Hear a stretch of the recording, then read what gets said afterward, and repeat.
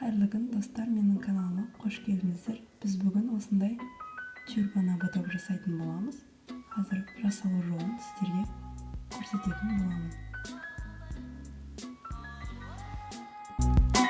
Ободогымызды жасауға кірісейік. Матамызды жайып алдық. Енді мен мынандай пішін қиып алған болатым. Біреуі 12 сантиметрлік жалпақтығы. Біреуі 10,5 сантиметрлік. 10,5 сантиметрлік жағы ішкі жағына қарай, 12 сантиметрлік жағы сыртқы жағына қарайды. Бұл пішінді мен тезірек сызып алу үшін жасаған болатым. Сіздер де жасап алсаңыздар болады.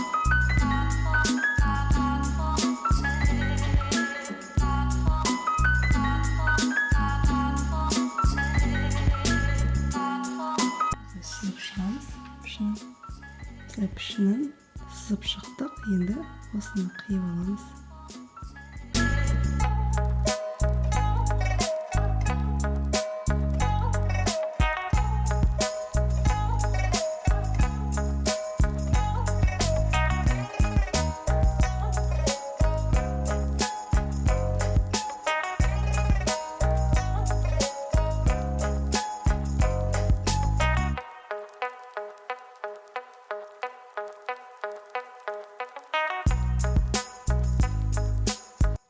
Пішіндерімізді қиып шықтық. Осындай болып шықты.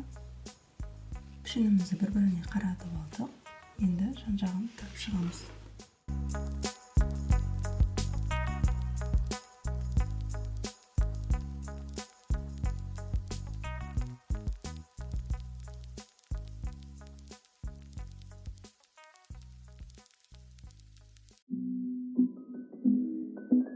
Осылай жан-жағын тігіп шығамыз. Тігіп шықтым. Міне тігін машинасы болмағандықтан мынандай құралмен тігіп шығамын. Сіздерде тігін машинасы болса, тігін машинасымен тігіп шықсаңыздар болады. Кірісеміз.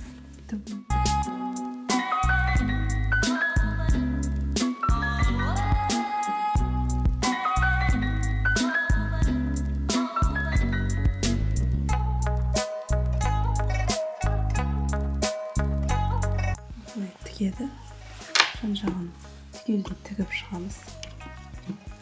Тігіп болдық. Енді аңғарадым.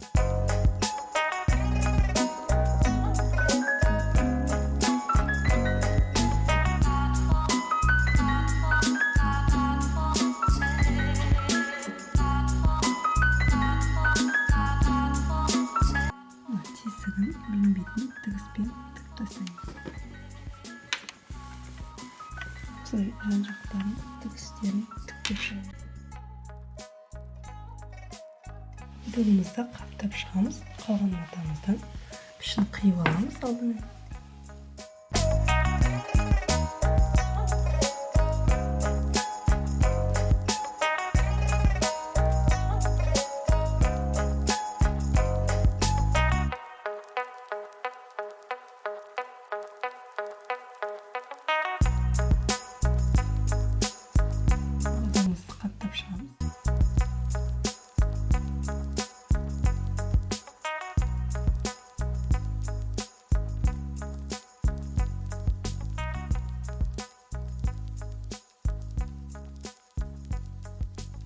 Ободогымызды қаптап шықтық.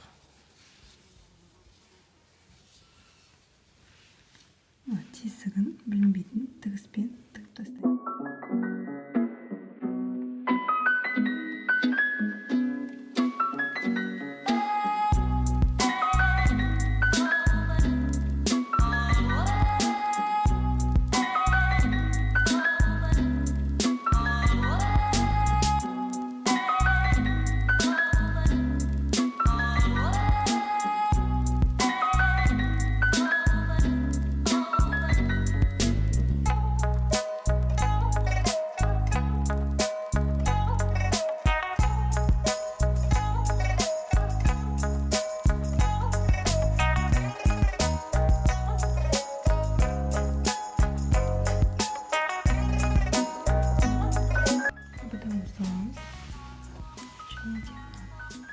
үшін мына ободокпен жібереміз. Өткіземіз. Және осы ұшын соғалды айналдырып алмай.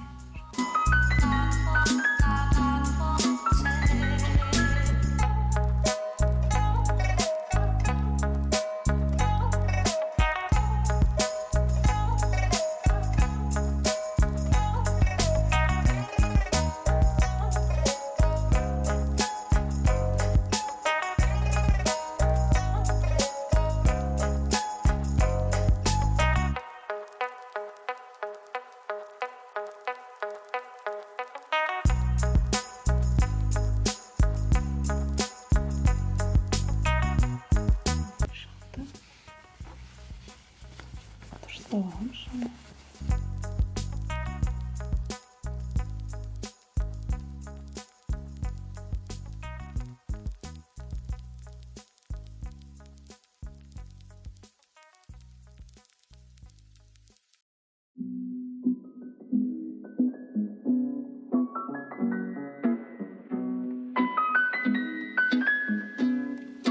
Енді жағып шығамыз.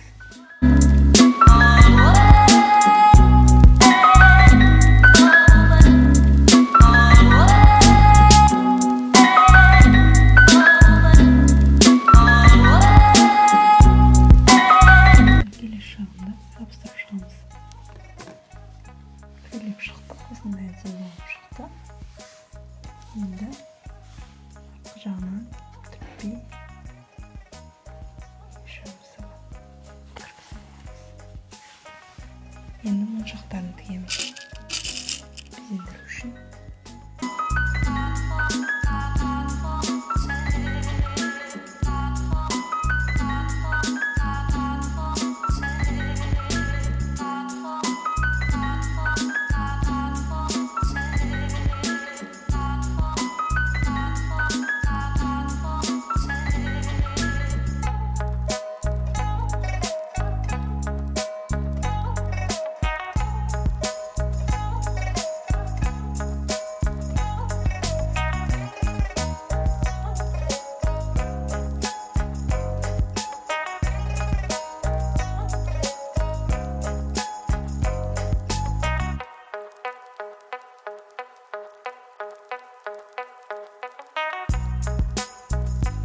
Осылай бүкіл жерін безендіріп шығамыз ободогымызды.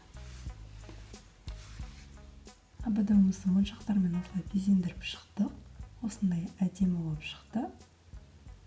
Менің каналыма тіркеліңіздер және де лайк, комментарий басуды ұмытпаңыз.